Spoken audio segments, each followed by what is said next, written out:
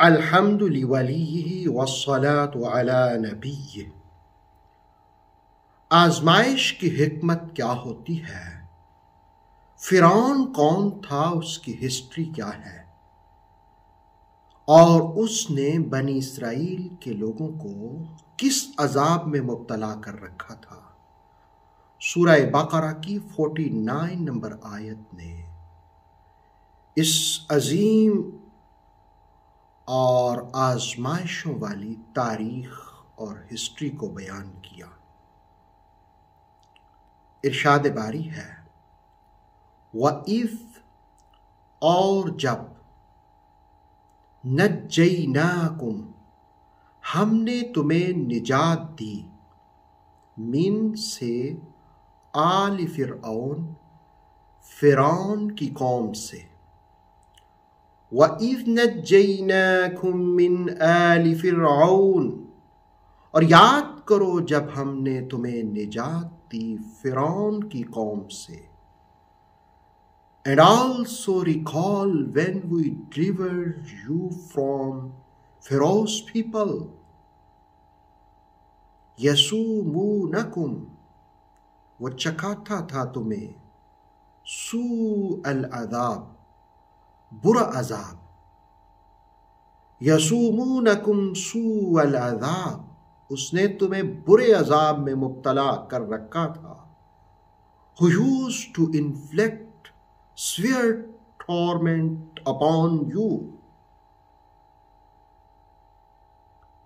وہ کیا تھا؟ یذبحون، وہ ذبح کرتا تھا، ابناءکم، تمہارے بیٹوں کو۔ یذبحون ابناءکم، they slaughtered your sons۔ وَيَسْتَحْيُونَ، اور زندہ رکھتا تھا، نساءکم، تمہاری عورتوں کو۔ وَيَسْتَحْيُونَ نِسَاءَكُمْ، and kept your daughter alive، تمہاری عورتوں کو زندہ رکھتا تھا۔ وَفِي ذَلِكُمْ، اور اس میں، بلاء، آزمائش تھی، من سے، ربکم عظیم، تمہارے عظیم رب کی جانب سے۔ وَفِي ذَلِكُمْ بَلَاءٌ مِّن رَبِّكُمْ عَظِيمٌ، there was an arduously terrible trial in it from your Lord، اس میں تمہارے رب کی جانب سے ایک آزمائش تھی۔ سورہ بقرہ کی 49 نمبر آیت نے آزمائش کا ذکر کیا، بنی اسرائیل کی آزمائش، اس کی حکمت کیا ہوتی ہے، اور پھر اس سے نجات، یہ ایک تاریخی نعمت قرآن حکیم نے بیان کی۔ یاد رکھیے کہ فرعون کسی آدمی کا نام نہیں ہے۔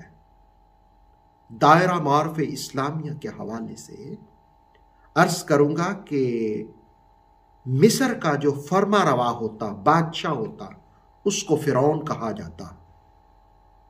حضرت موسیٰ علیہ السلام کے زمانے میں جو فرعون تھا، تفسیر تبصرہ کے حوالے سے اس کا نام ولید بن مصعب بن ریان۔ اب اس کی ہسٹری کون تھے؟ اس کی ہسٹری اور تاریخ یہ ہے کہ یہ اصفہان کا رہنے والا ایک عطار تھا، بہت چالاک اور ذہین، انٹیلیجنٹ تھا۔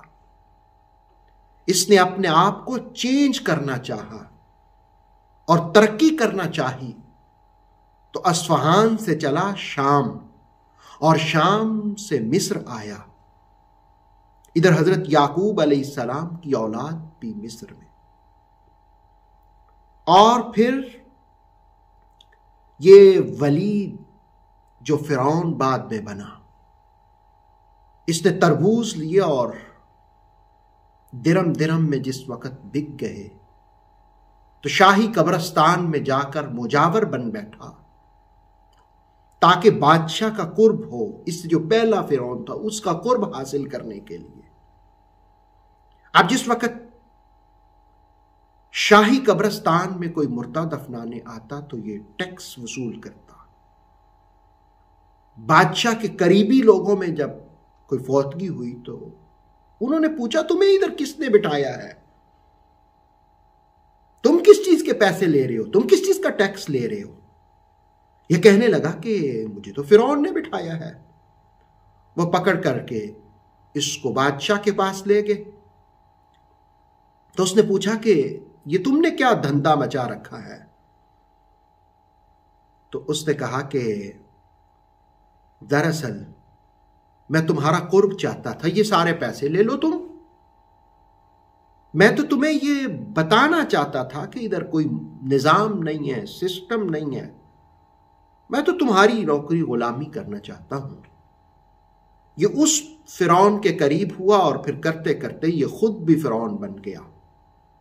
اب جس وقت یہ فرعون بن گیا تو اس نے ایک خواب دیکھا جس کا ذکر بغوی کے حوالے سے تفسیر تبصرہ میں کیا گیا۔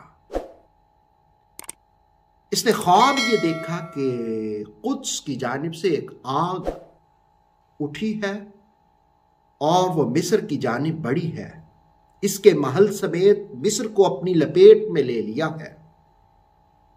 معبرین سے تعبیر پوچھی تو انہوں نے کہا کہ بنی اسرائیل میں ایک بچہ پیدا ہوگا جو تمہاری حکومت کے خاتمے کا سبب ہوگا۔ اس نے شاہی فرمان جاری کر دیا کہ آج کے بعد جو بھی بچہ پیدا ہو اسے ذبح کر دیا جائے۔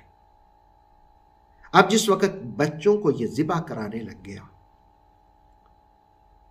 تو پھر فرعونیوں نے اسے کہا کہ اگر یہی حالت رہی تو ہماری خدمت کرنے والے نہیں رہیں گے۔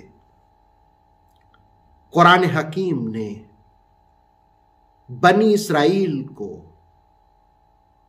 اس عذاب سے نجات دیتے ہوئے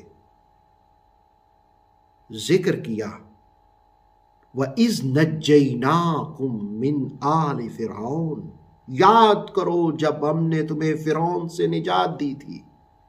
یسومونکم سوء العذاب، برے عذاب میں مبتلا کر رکھا تھا۔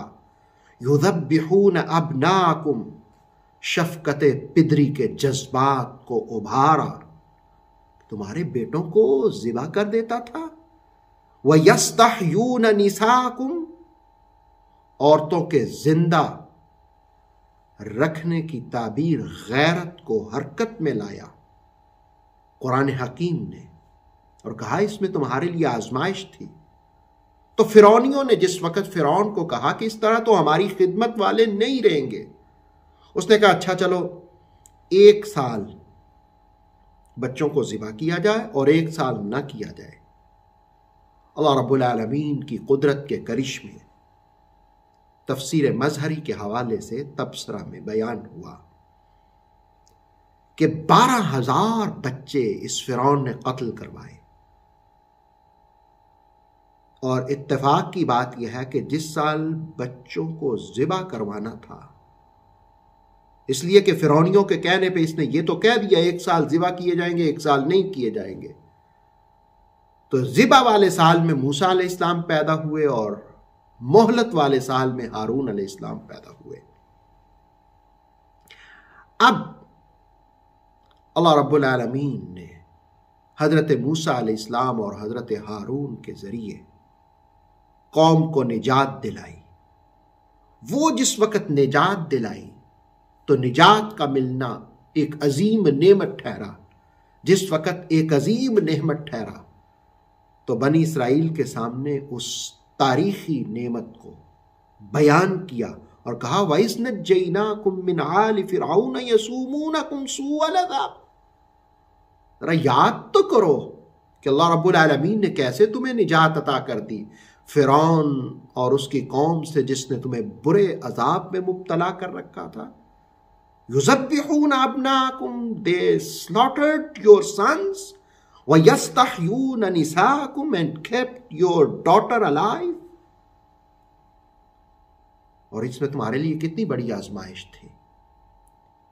تو جب اللہ نے اتنی بڑی آزمائش سے تمہیں نجات عطا فرما دی, تو آج جب آمنہ کے لال تمہیں قرآن کی تعلیمات کی طرف بلا رہے ہیں, تو تمہیں چاہیے اس نعمت کو یاد کر کے محمد مصطفیٰ کریم علیہ الصلاۃ والسلام کا دامن تھام لو, تاکہ تمہیں دنیا اور آخرت کی کامیابی ملے.